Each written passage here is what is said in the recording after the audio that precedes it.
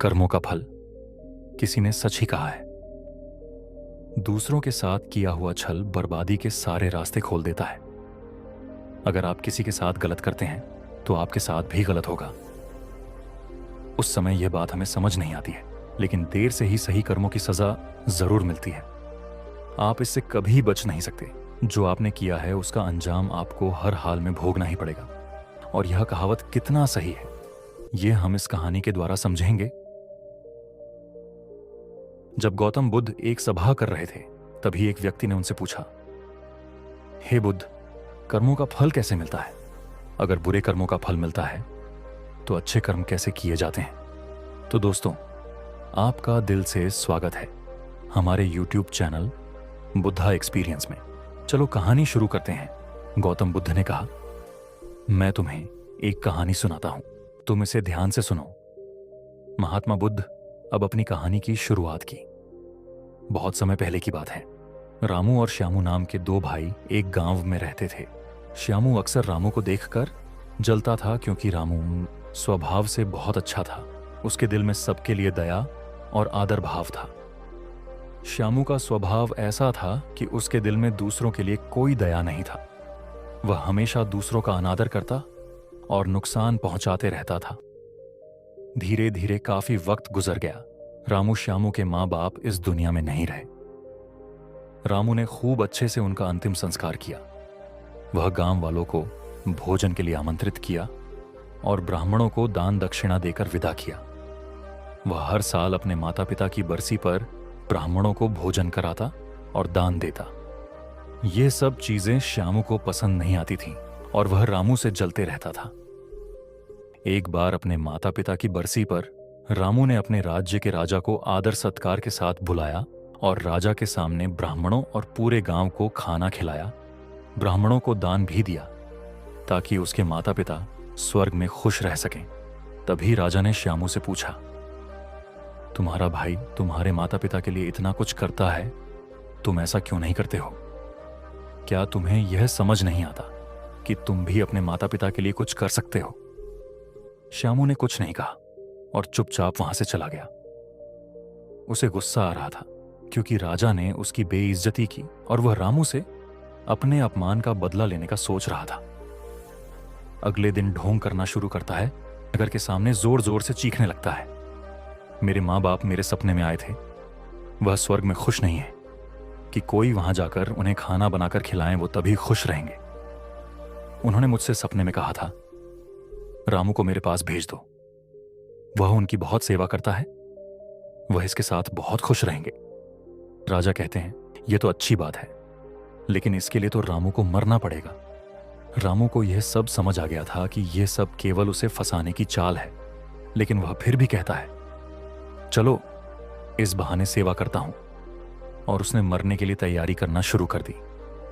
वह राजा से कहता है, महाराज, आप अगले दिन नदी किनारे एक नाव का बंदोबस्त कराए।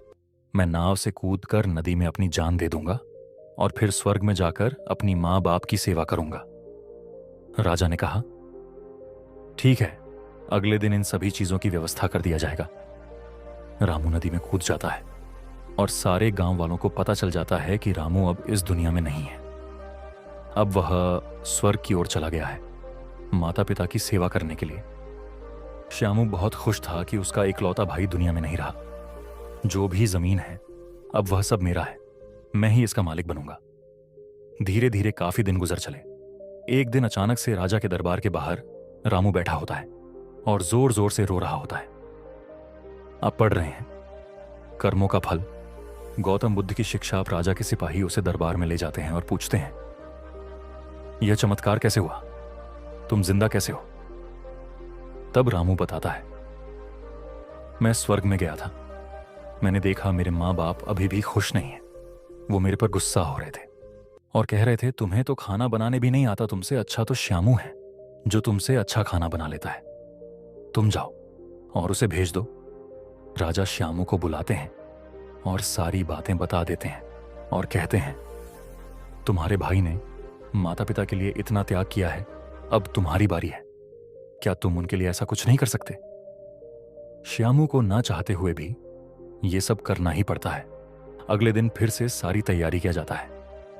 श्यामू घर आकर सोचता है, मैं वहां जाऊंगा ही नहीं, अगले दिन शहर छोड़कर कहीं चला जाऊंगा। फिर रामू ने राजा को सारा सच बताया। वास्तव में वह जिंदा कैसे बचा? उसने पहले ही मछुआरे से बात कर ली थी, जिससे उसकी जान बची और वह 1 महीने तक नगर से दूर रहा था।